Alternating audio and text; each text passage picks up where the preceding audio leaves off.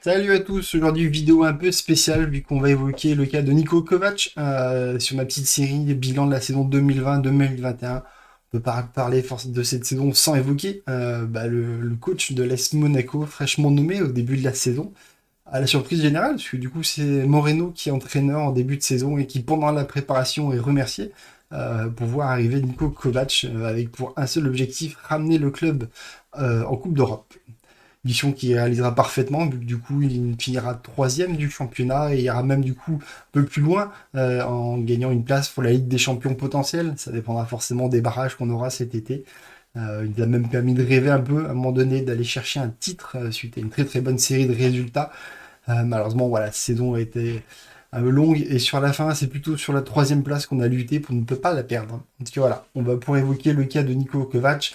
Forcément, comme vous y attendez, ce sera d'un point de vue statistique, hein, ce qui est du coup ma passion, ce que j'ai envie de partager. Ce sera différent aussi de ce que je présente sur les joueurs, parce qu'on ne peut pas parler du tout de la même chose entre les joueurs et le coach de l'AS Monaco, même s'il y aura beaucoup de similitudes, vous pourrez le voir. En tout cas, voilà, une saison à 44 matchs, je l'ai souvent répété pour les joueurs.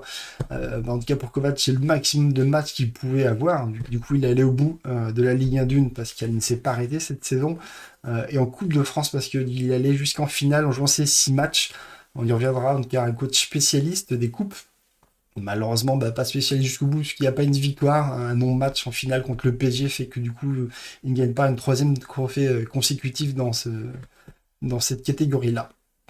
Un petit accro aussi contre Metz, avec ce 0-0 et une qualification au tir au but font que du coup il a aussi un petit match nul en coupe.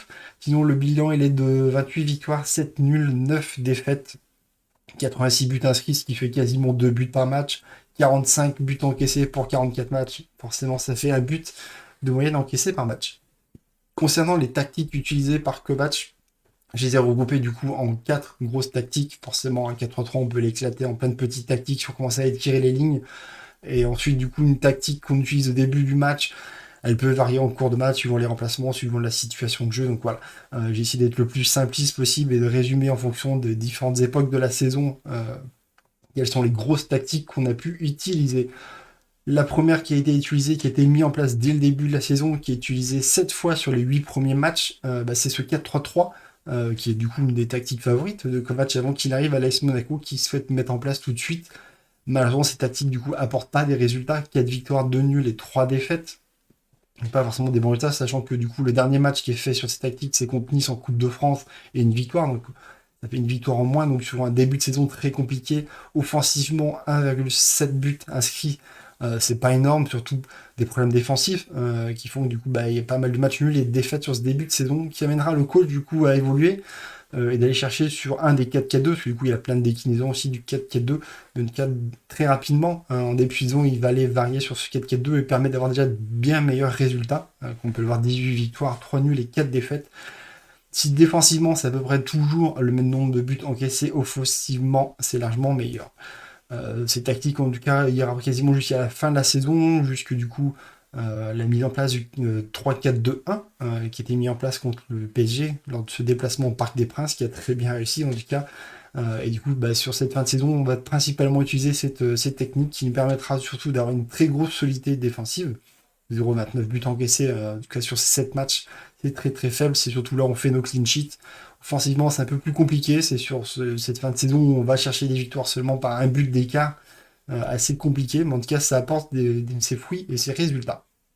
Une autre tactique qui a été utilisée sur 3 matchs contre Metz, Dijon et la défaite malheureusement contre Lyon à domicile, c'est le 4-2-3-1, voilà, que j'ai souhaité ressortir aussi. Parce que c'est vrai qu'offensivement, il nous a quand même apporté pas mal de buts, même si malheureusement il y a cette défaite contre Lyon qui fait un peu mal. Concernant du coup les statistiques générales du club, là pas forcément que de Kovac, mais de l'AS Monaco en Ligue 1 uniquement, si on regarde du coup sur ce radar par rapport aux positions des 20 autres équipes de Ligue 1, les gros points forts de l'AS Monaco, forcément, c'est la possession. On est une équipe de possession et on monte à 82,7 de moyenne sur la saison, ce qui nous place troisième. Au nombre de tirs, que ce soit tirs cadrés ou tirs classiques, on est quatrième équipe de Ligue 1 aussi. Je l'ai souvent répété pendant mes avant-matchs, ce qui est un gros point aussi de l'AS Monaco, gros point positif, c'est le nombre de tirs subis par match. Si au début de saison, c'est assez compliqué, on le laissait beaucoup nos adversaires frappés. On s'est bien rattrapé sur la fin de la saison. On est allé jusqu'au du coup même jusqu'à la première place dans ce domaine-là avec moins de 9 tirs laissés à nos adversaires. Autre point fort aussi de l'AS Monaco, c'est le nombre de tacles. On est l'équipe qui tacle le plus en Ligue 1 avec 19,3 tacles par match. À l'inverse, là où du coup on est plutôt les mauvais élèves, du coup c'est sur les hors-jeux. On est l'équipe qui est le plus souvent hors-jeu avec 1,8 hors-jeu en moyenne par match. Et du coup sur le nombre de dribbles aussi, on est 18e sur 20 avec seulement 8 dribbles par match en moyenne. À savoir, du coup, c'est aussi dû au fait qu'on est une équipe plutôt de passes, du coup, de jeu direct, du coup, moins de dribbles, moins de joueurs, c'est vrai qu'ils sont des dribbleurs, ce qui peut du coup faire qu'on est un peu plus bas sur ce classement-là. Et forcément, le gros point noir, je l'ai déjà évoqué plusieurs fois, ça a été nos gardiens, pas forcément que le compte, parce que Madjeki et Manone ont joué aussi, mais qui font que l'AS Monaco est 20e dans le domaine des arrêts. C'est l'équipe, du coup, qui réalise le moins d'arrêts sur les tirs cadrés avec seulement 60% d'arrêts. Concernant les notes qu'a pu avoir Niko Kovac, donc comme pour les joueurs, le même principe, je récupère les notes des médias de l'équipe de Nice Matin qui donne une note de 1 à 10 pour le coach sur 5 matchs. Sur Twitter, je vous demande aussi de noter le coach comme les joueurs, qui donne du coup ces moyennes-ci. L'équipe du coup note tous les coachs de Ligue 1 et fait un classement à la fin de saison. Kovac est arrivé en tête, c'est le coach qui a reçu les meilleures notes sur cette saison avec ce 6,03 à peu près, parce que du coup il y a aussi la finale de Coupe de France qui est dans cette moyenne-là. Nice Matin, c'est un peu plus bas parce que Nice Matin, on l'a pu le voir sur les joueurs, note déjà un peu plus sévèrement. Puis aussi parce que là, il y a tous les matchs de Monaco, les 44, donc même les matchs de coupe sont notés. Il y a eu des moins bonnes notes forcément pour le coaching sur ces matchs-là. Et concernant les notes sur Twitter, vous êtes à 6,16 de moyenne, ce qui fait 6,06 de moyenne en général pour le coach qui vous allez pouvoir voir un peu plus tard dans cette vidéo, qui est quand même une très très bonne moyenne par rapport aux autres coachs qu'on a eu à l'AS Monaco. Concernant ces notations, je l'ai évoqué, le début de saison assez compliqué, du mal à se trouver, à trouver la bonne formule qui fait qu'on a des mauvais résultats aussi avec l'AS Monaco. Forcément, ces notes aussi en pâtissent. De toute façon, c'est lié, on peut le voir que la courbe des notes de Monaco et la courbe de Kovac sont assez liées, ce qui paraît tout à fait logique aussi. Ensuite, du coup, comme beaucoup de joueurs, du moment qu'on arrive vers ce match contre l'Orient, c'est là que ça commence forcément à monter la notation, les résultats s'enchaînent, les séries de victoires, de clean sheet, forcément, la notation de Kovac aussi, avant d'avoir le petit creux sur la fin de la saison. Concernant ces tops et ces flops, je vous ai ressorti ces 5 meilleures notes et 5 mauvaises notes, parce que forcément, là, il peut pas être homme du match ou boulet du match, vu que du coup, la notation d'un joueur et d'un coach n'est pas du tout comparable. On retrouve dans ces matchs, du coup, les deux matchs contre le Paris Saint-Germain, la fameuse remontada sur le match aller et le match au Parc des Princes, 9,36 de moyenne pour une note média. C'est en tout cas le meilleur note que j'ai pu voir pour un coach depuis que je m'en occupe depuis 2016. On retrouve aussi les deux gros cartons contre Saint-Etienne et contre Metz avec 4-0. Et du coup, aussi un match en début de saison contre Nantes où du coup, il y a aussi un bon coaching, un coaching gagnant, on peut dire même, du coup, avec les entrées en jeu. Et ces fameux buts de Diop et de Goebbels en tout début de saison, qui lui vaut du coup un 6,61 et 5e meilleure note de la saison. À l'inverse, du coup, dans les flops, là où il a eu les très mauvaises notes, c'est les deux gros cartons qu'on prend aussi, le 4-0 à la mi-temps contre Lyon et le 3-0 à la mi-temps contre Lens. On fait mal, lui on fait des notes en dessous de 3 de moyenne par les médias. Forcément, c'est les pires. Concernant la répartition de ces notes, vous pouvez le voir, quasiment tous ces matchs sont très bien notés. 60%, c'est au-dessus de 6 de moyenne. Après, c'est plutôt c'est bien réparti, parce que du coup, il y a 6 dans chaque groupe. Concernant du coup son classement, du coup je suis reparti sur l'historique des coachs de l'AS Monaco. Vous avez dû voir ce graphique déjà sur Twitter, je l'avais publié il y a quelques semaines de ça, mais je le trouve très intéressant, c'est pour ça que je le raffiche ici sur cette vidéo pour ceux qui ne le connaissent pas. Du coup ça permet de voir l'ensemble des coachs de l'AS Monaco depuis 48 en Ligue, du coup en Ligue 1, Ligue 2, D1, D2 anciennement. Du coup, de ceux qui ont fait le moins de matchs possible, comme Passy, qui a eu qu'un match à entrer à coacher, l'AS Monaco, et du coup, il y a le Duc, qui est celui qui a fait le plus de matchs de Ligue à l'heure actuelle, de championnat, plus que de Ligue. Et du coup, on peut voir par rapport à leur moyenne de points enregistrés, voir où se situe Kovac, et du coup, il est très très haut avec cette première saison. Du coup, il a égalité avec Ranieri à la deuxième place. Tous les deux ont exactement la même moyenne de points, 2,05. Ranieri, c'est 2 saisons, une en Ligue 1, une en Ligue 2, je rappelle. Un seul coach a fait mieux pour l'instant, c'est en 52-53, Grisetti. Pour mémoire, du coup, c'était seulement 3 défaites sur sa saison. Forcément, il est très très haut sur ce classement. Et il y a des chances qu'il le reste un petit moment. Concernant du coup la notation média des coachs, du coup je vous ai raffiché depuis que moi je m'occupe du coup de récupérer la notation de Nice matin de l'équipe et donc du coup ma notation sur Twitter ou sur un forum avant ça pour voir du coup la moyenne des coachs qui ont entraîné l'AS Monaco depuis 2016-2017.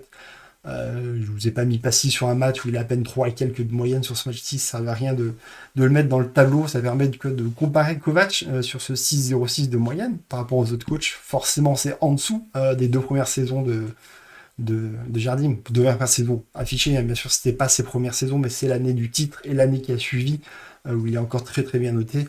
Euh, Sinon, les saisons d'après sont beaucoup plus compliquées. Kovac est largement au-dessus au niveau de notation. Concernant du coup le bilan de Kovac, qu'on peut le voir du coup, très bonne saison à l'AS Monaco, sur un coach du coup qui en a sa 5e saison professionnelle, je ne compte pas du coup les saisons qu'il a pu faire en tant qu'entraîneur de la Croatie ou d'équipe de jeunes. Avant ça, saison complète aussi, parce que du coup il avait été arrêté au Bayern de Munich la saison d'avant après 16 matchs seulement, même s'il y a de très bons résultats, forcément les attentes au Bayern de Munich ne sont pas exactement les mêmes qu'à l'AS Monaco.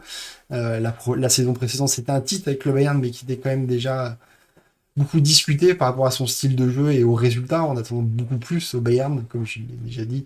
On peut voir qu'on retrouve les mêmes caractéristiques, une bonne défense avec peu de buts encaissés et offensivement beaucoup plus. Pas mal de buts inscrits, même si on est très loin encore de la saison Bayern. Pas forcément les mêmes attaquants non plus. Avec ses 126 buts inscrits en une saison, ce qui est quand même pas mal. Juste en tout, chose que du coup je trouve vraiment très intéressante, ça a déjà été évoqué plusieurs fois, c'est ses parcours en coupe euh, depuis du coup qu'il entraîne en club professionnel. Du coup, c'est un parcours quasiment sans faute, parce que du coup il est allé en finale quasiment à chaque fois qu'il a eu la possibilité. La seule année où il va pas en finale, c'est avec le Bayern de Munich, puisque du coup il est remercié avant, mais il gagne quand même ses 2 premiers tours. Et du coup, en fait, il est allé jusqu'au bout de tous les matchs possibles. Il a que 2 défaites. Malheureusement, c'est la première année où il perd en finale. Et du coup, avec Monaco, où il perd en finale. Sinon, il était sur une superbe série. Je trouve ça assez remarquable pour un coach d'arriver à enchaîner autant de saisons de suite des résultats, surtout dans des championnats quand même majeurs comme la France et l'Allemagne.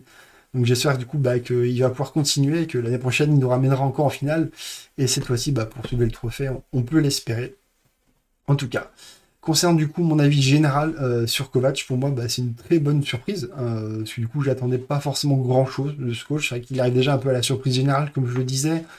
Je l'avais pas forcément suivi au Bayern de Munich, à part les échos du fait que les attentes étaient plus importantes et que son style de jeu était un peu pointé du doigt au Bayern de Munich. Donc j'attendais pas grand chose, sachant que même de base, l'effectif qu'on avait en début de saison, je n'attendais pas à un résultat aussi performant. Je m'attendais plus à être en 5 ou 6e, parce que du coup, Keio Henrique et Voland ont largement dépassé les attentes que je pouvais avoir sur eux. Des joueurs comme Chouameni, Diop ont fait des saisons extraordinaires et ont vraiment eu une progression très très importante et plus qu'on pouvait attendre. Abadiachil nous fait une saison où il ne fait plus ses erreurs comme il y a encore quelques saisons, les saisons précédentes. Donc vraiment, il y a une énorme progression de la part de pas mal de joueurs. On peut continuer sur d'autres joueurs forcément, quoi. Mais c'est aussi dû du coup à Kovac, tout ça. Donc, du coup, il a fait énormément progresser son équipe dans le style de jeu, dans la défense surtout, là où du coup ça fait plusieurs saisons où c'était très compliqué, on a retrouvé de la solidité et pourtant avec les mêmes éléments quasiment que les saisons précédentes. Euh, on a pu voir un style de jeu très très intéressant, très offensif, avec de très beaux buts inscrits, un très bon jeu développé, une progression sur énormément de jeunes joueurs qu'on peut avoir. Je trouve que le fit marche très très bien avec Paul Mitchell et les recrutements qu'il peut y avoir. Donc voilà, vraiment une très bonne saison, très bonne surprise pour ma part. Le petit que je pointerai, c'est les résultats malheureusement contre les grosses équipes. Certes, on fait une double victoire contre le PSG, mais on perd en coupe contre eux. Contre Lille, on fait une défaite, un match nul. Contre Lyon, 2 défaites en championnat. On les gagne en coupe. Contre Marseille, du coup, pareil, il y a la défaite à Marseille, il y a la défaite aussi à Rennes. Contre Lens, c'est un match nul, une défaite. Voilà, tous les hauts de championnat, à chaque fois, on a eu du mal contre eux. Alors certes, des très bons résultats contre tout ce qui est en dessous, quasiment que des victoires, mais voilà, ça passe aussi contre des bons résultats contre les grosses équipes. Il va falloir essayer de peut-être mieux préparer ces matchs-là. Euh, on sait très bien qu'il peut y arriver, hein, parce que la preuve contre le PSG, il a réussi 2 fois à les retourner. Donc je ne me fais pas de doute là-dessus, mais il ne faudrait pas que ça continue la saison prochaine. Pareil, parce que si on veut aller chercher du coup le titre ou même la 2e place pour une qualification directe avec des champions, ça passera forcément contre des résultats contre les concurrents directs. en Ligue des Champions ou malheureusement en Europa League, si du coup c'est là qu'on échoue, là aussi ce sera des gros matchs contre des grosses équipes, il faut pas qu'on se rate. Donc voilà, j'espère que ces petits défauts en tout cas sera corrigé.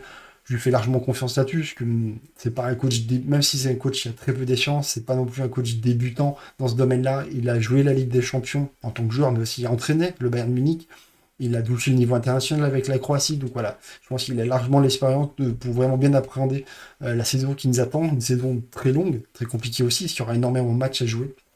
Donc voilà, pour moi c'est un très bon choix, je suis très content qu'il soit entraîneur, je suis très content qu'il ait un discours où il veut s'installer sur la durée avec l'AS Monaco, même si je sais que les discours, ça veut dire beaucoup de choses et pas grand-chose à la fois. Voilà, en tout cas je suis très satisfait de cette année-ci et j'espère qu'on en aura encore une meilleure l'année prochaine avec lui. Voilà, en tout cas, bah, c'était mon avis sur la saison de Kovac à l'AS Monaco. Ma petite série des bilans de la saison 2020-2021 touche bientôt à sa fin. Je vais réaliser plus que 2 vidéos, une sur Fabregas et une sur Jovetic. Et après, bah, du coup, on terminera avec tout ça, on pourra passer à autre chose. Donc, merci de m'avoir suivi. Merci à ceux du coup qui laissent des petits pouces, qui s'abonnent à ma chaîne, ça fait toujours plaisir. Des commentaires aussi, j'aime bien beaucoup pouvoir partager avec vous après les vidéos, ça fait plaisir. Voilà, à très bientôt, salut.